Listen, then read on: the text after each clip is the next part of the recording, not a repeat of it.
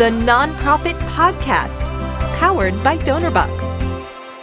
I attended a gala for one of my very favorite organizations, and 5 minutes before it started, I was helping my daughter with homework.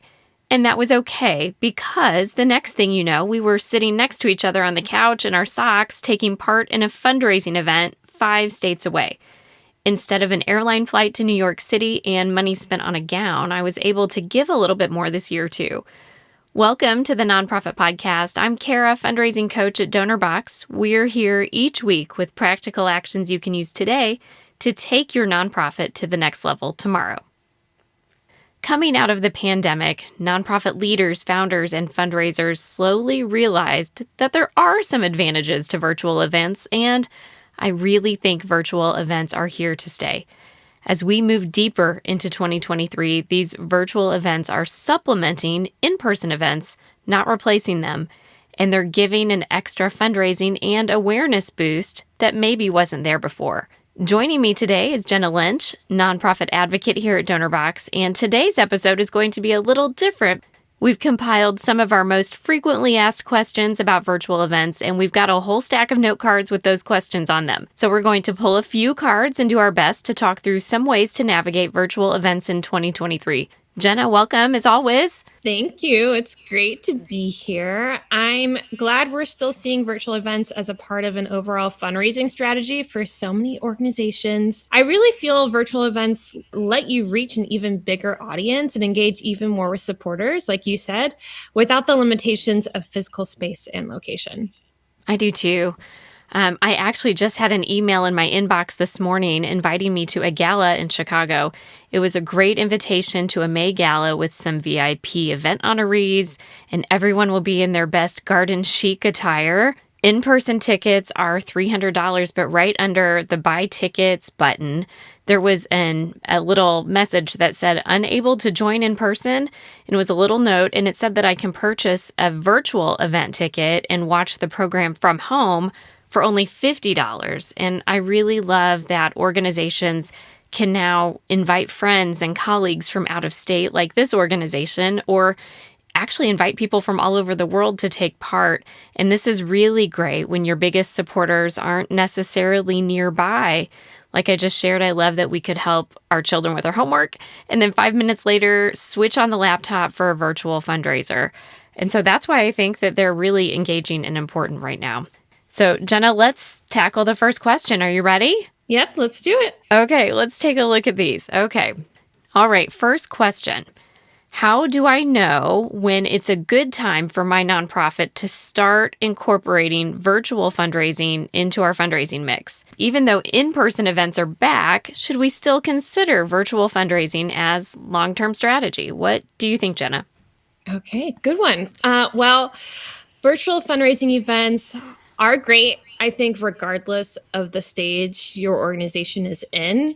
So even if you've been doing traditional in-person fundraising events for years, it's never too late to incorporate those virtual fundraising events into your strategy, kind of like that org you just got that email from. I love that they are giving you both options, so you don't have to abandon your in-person events completely to do this either. Mm-hmm.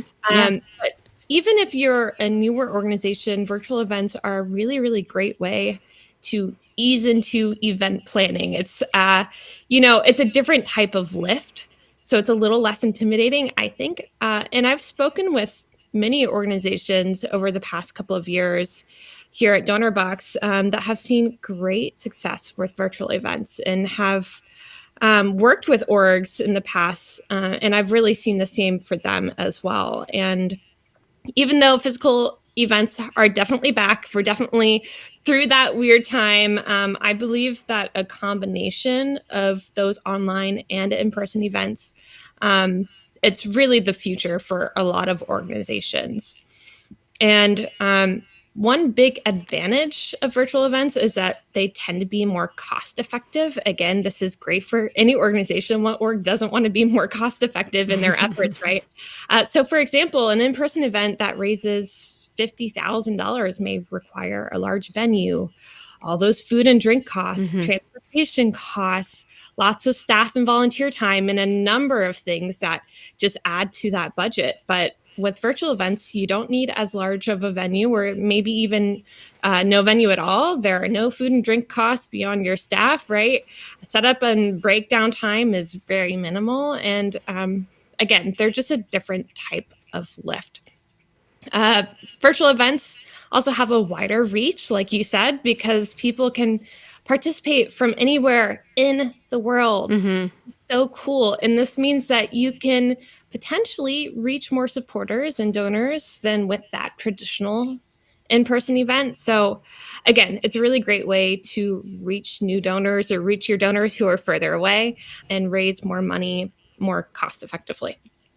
Absolutely. And to tag on to that, Jenna, I really believe that virtual fundraising is integral to a bigger, a more comprehensive fundraising strategy. And it's helpful that they reach a bigger audience. I've attended this in-person gala in New York City before, and it's a really big to-do.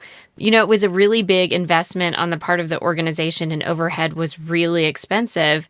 And the pandemic shifted this big in-person event to virtual, completely virtual by necessity, but it was really fruitful and they were really pleasantly surprised. And so a really great outcome from this was that those overhead expenses were low and the cost per dollar raised was much healthier. It was a much healthier ratio. And then we saw small groups of supporters across the country gather for watch parties, and energy was really shared across social media for this event too. So as they go back in person to the gala, they've added this virtual element so people across the country can join in as part of this without that investment of time and travel. And they've seen donations go up because of it, which is really great. And so I think as other organizations are back to planning in-person events, virtual events will still really be in demand, and it will be maybe some sort of supplemental to the in-person event, some sort of hybrid option that will really continually need to be available, especially this year and moving forward. I think we're going to see a lot more organizations start to realize those benefits of virtual events and really include them in their strategies moving forward, for sure. I think you have to. I really do. I think it's going to be part of our new normal. Yeah, absolutely. Okay, let's move on to our next question. All right, this is a good one. How should we differentiate our promotional strategy for in-person versus virtual fundraisers? What can remain the same and what should be different for us? I think that the good news is that a lot of the same best practices can carry over from in-person events to virtual ones. The key would be to make sure that communications are easy for donors to understand and find and act on. I think just clear, concise communications. But I think the biggest thing that should remain the same is the target audience. For both in-person and virtual fundraisers, you would want to consider who is likely to attend and participate. Not everyone is going to be interested in your event, and that's okay. You want the most engaged people there. And if you don't already have one, create an email list for people who might be interested in participating in your virtual fundraiser or donating. And segmentation is key here. Who are the segments of your donor list? Who are the most engaged supporters? And you can use that and other data that you have from your past in-person events to really help determine who is most likely to attend and donate. So deciding the who, and then I think deciding what channels, so the how do you want your participants to receive their communications? Is it through email? Is it through social media? Is it through press releases or getting the media engaged somehow, maybe corporate support? So really developing a strategy for each channel because they're going to be a little bit different, and developing that comprehensive communication plan around your event will really help ensure that people see your messaging on multiple platforms, and they'll have multiple touch points throughout your event planning process, which will encourage them to take action the more that they see what's going on, why they should go, and maybe who else is going. So, our world is very noisy, and our invitations and messages kind of get lost in the shuffle, even by our most engaged supporters. And so they, like I said, they need to see and hear things, what is it, up to 7 times or something before they engage. And so I think what really works is clear messaging with lots of subtle repetition. So a similar look and feel across each of the channels, but just don't send something once to an inbox and forget it, because that just really won't work. And then, regardless of the type of event you host, build time in your schedule to ensure that you have time to send a nice invitation, either digitally or even in the mail, and time to follow up with reminders or a phone call if someone hasn't responded. And then you asked what can be different. I love that virtual events make it easy to reward givers, donors at events with some immediate gratification. So, for example, I attended a virtual conference last summer, and anyone who donated to the foundation that, supports this membership organization received a virtual background that they could use for the conference. And it was really neat to see supporters pop up throughout the day in different sessions. You could identify who gave, and it really encouraged that social motivation for others to give. And I've attended that same conference in person in the past, and when you gave to the foundation, you received a ribbon or a sticker that you put on your name badge. And I'm certain that there were many more virtual backgrounds at the virtual event than stickers on name tags in the in-person event. So I think that's motivational too, to have that instant gratification that you can receive when you give. I love that. Next question. Okay. Okay, let's see what's next. Okay, here's a good one. When moving from an in-person to virtual event, how can we ensure that the sense of community and belonging is maintained? What steps could we prioritize to make sure that our supporters still feel connected and engaged with our cause? I think that's a really good question. Do you want me to go ahead and tackle this first, Jenna? Okay. So for me, at an in-person event, I really enjoy the time networking and meeting new people. I love expos, and I love the feel of just being around people. Me too. Yeah, going to the sponsor tables and getting information. So sometimes I take away more from those times in the expo hall and things like that than even during the keynote session. And I think one of the key things to focus on when shifting from in-person to virtual is to provide plenty of accessible opportunities to engage, almost like commercial breaks, I guess. But it would be important to prioritize audience interaction during virtual events instead of getting sleepy on their couch or office chair. What are some ways that you can get people to engage? You can have somebody monitor the chat so you don't miss any opportunities for engagement while you're live streaming. If you have a host, maybe also have a digital host. So also just choose really engaging speakers and moderators. I think that those are really good ways to engage and just kind of keep it a little more of that in-person feel on a virtual platform. Yeah, and I'll add to that, Cara. You can also create these interest-based and affiliation-based breakout sessions. Like you said, I get so much out of networking with people and having that face-to-face time, and that's something that we don't get a lot of. So that's something that I would really miss if I didn't have it in a virtual setting either. So for example, if you are an animal rescue, you could create breakout sessions for people who are interested in fostering animals, who want to learn about care for special needs animals, or people who want to learn about volunteer opportunities or want to learn more about the pet adoption process. And just grouping these people together who have similar interests, this can really help them connect with others and build community that they're really looking for. And this really helps create a sense of belonging, right? Like, I'm with my people. This is awesome. But what I'll also add to this too is do not forget about your sponsors in this, right? They are your supporters too. They're such an important part of your supporter base. And you can give each of your sponsors a special spotlight or designated time to meet one-on-one, or have people sign up to talk with them, or have a short consultation to ensure that they're receiving the attention that they also enjoyed as people who would expo in a facility, right? Not just about your donors, it's about your sponsors and those stakeholders in your event as well. So we have a blog post that I know I've referred back to several times. It's a virtual fundraising event idea. And so we'll be sure to include that link in the show notes today. And some of those ideas do include some sponsorship packages and special fundraising challenges and some auction ideas for virtual events.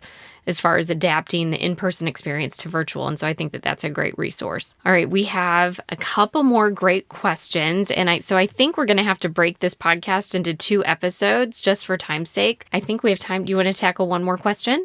Yep, let's do it, and then we'll plan for part 2. Okay, it's your turn. What question do you have for us? All right, let's see. Okay, how about this one? Oh, okay. It's kind of a 3-in-1, so this is great. How can we develop a strong virtual fundraising strategy? If we're new to virtual fundraising, where do we even begin? And what are the key considerations we should keep in mind as we start planning? So a lot to unload here, Cara. Do you want to start with this one? Yeah. Sure, absolutely. Let's start with the core virtual fundraising strategy. I think it looks a lot like an in-person event strategy, or even a lot like a fundraising campaign strategy. So ensuring that you're starting with a solid case for support that you can rally around, that your team can rally around to. And so what that means is really crafting your statement of why should I support this campaign for your participant, for your donor. So from there, you'll build out your fundraising goal and all the campaign elements to really boost engagement during, before, and after the event. And then consider why your audience is going to care about this effort and how you're going to engage them. So are you going to ask them to give financially or volunteer time? What's your call to action going to be for them? And clearly spell out what the impact of this fundraising event is. Do not let your supporters sign off from the event without knowing what you do and why they should care. So make sure that you're using good storytelling and really good visual elements on the screen to keep them engaged and really share why you do what you do and why they should care about it. I also don't ever want anyone to overlook the obvious. Make it really, really easy to give and be sure to ask for money. It could be just assumed that the event is a fundraising event and you can have a widget or link just somewhere on the screen, but without the momentum behind the ask, you're really going to leave dollars on the table. So don't skirt around it, script it in, and make sure that it's clear how to give and why you want your supporters to give. So what else would you add to that question? That's a pretty big question. That's a gigantic question, but what I'd add here, once you've got your basic fundraising strategy in place, if you're new to virtual fundraisers, because it sounds like this question is based, okay, what if I'm new to this completely? I'd say it's time to do some digging. I've done a lot of this in my career. I think it's always a good idea to check out other virtual fundraisers of organizations you may admire and local organizations before you start planning your own. So attend the ones that you can and think about, what do you like about them? What would you change if it were your event? And this can really help you see what others are already doing successfully and what mistakes they might have made, or what just wouldn't suit your organization. And actually, in fact, last month, I attended a virtual fundraising event for an animal rescue organization that I've followed on social media for a really long time. I don't know how I came across them, but they have a bajillion followers, and they had such a good live stream fundraising event on Instagram of all places, but that's where their community was. So that's where they decided to have it. And they probably did a live stream on Facebook and YouTube too, but they showcased their adoptable pets. They did a behind the scenes tour of their facility, and they had, Cara, the most adorable pet naming auction. Whoever had the highest bid got to name one of their animals in the shelter. My favorite was Potato. And then they also featured these really heartwarming success stories from families who adopted pets through their own program. It was clear that they had put a lot of thought and effort into making it engaging and entertaining for the audience. And you could see that in the chat. Everybody was interacting with the people hosting the event and with each other, and they exceeded their fundraising goal by quite a bit. That's awesome. It was great. It was so inspirational. So it's events like this that you can easily attend and gain inspiration, if not from the activities, but from, the tactics and the way they're engaging and handling the tech behind it. So that's a great place to start. I will also add that I think it's important to remember that with any event, whether it's virtual or in person, the ROI is often seen months after the event. So this example you showed, they did raise money right there at the event. But what also happens is there's these secondary benefits to events, and it's not always the money. So some of the biggest benefits to a fundraising event are the awareness of your organization in the community, and then connecting with potential donors and begin that relationship with them. So introducing them, attracting them to your organization. And events sometimes do more door opening and awareness than raising money. All right. Well, those were some really good questions. We do have a few more, so we will break this up into another episode next week. That sounds great. I think this was a great start to talking through all the things that need to be considered for a virtual or a hybrid event. Like you just said, Cara, I think it can be the gift that keeps on giving. It can really pay dividends, not just what you're raking in income wise, but with the engagement as well. So anyways, this has been really fun, and we'll check back again next week. Yeah, we do have some terrific resources for you in today's show notes. So first, you get a really robust events planning checklist that you can download. We created it to be adapted to both virtual and in-person events. And then we are including that link to the virtual fundraising event ideas blog post for you there too. And we still have a few questions in this card deck. So it looks like next week we will pick up with part 2, and it looks like we'll talk about promotional strategy for virtual events and what successful fundraising events have in common, what makes them successful. And then there's a question here about what a good tech stack might look like when you're adding virtual events to your strategy. So we will be sure to pick up with those next time. And thank you for choosing to spend time with the Nonprofit Podcast, and be sure to set a reminder to join us next week for that part 2 of this conversation. I hope you've left with the confidence to take a small step today that will make a big difference tomorrow. Don't forget to download and review the podcast, or give it a thumbs up if you're listening to the Nonprofit Podcast on YouTube. Your review is a great way to help others find us. You're here to help others. We're here to help you. Until next time, stay inspired. That warm feeling when you help someone, it's not just happiness, it's fulfillment. And we believe it should be available to everyone, from frontline heroes to first-time fundraisers. Our tools empower you to help others. This is our mission. This is Donorbox, helping you help others.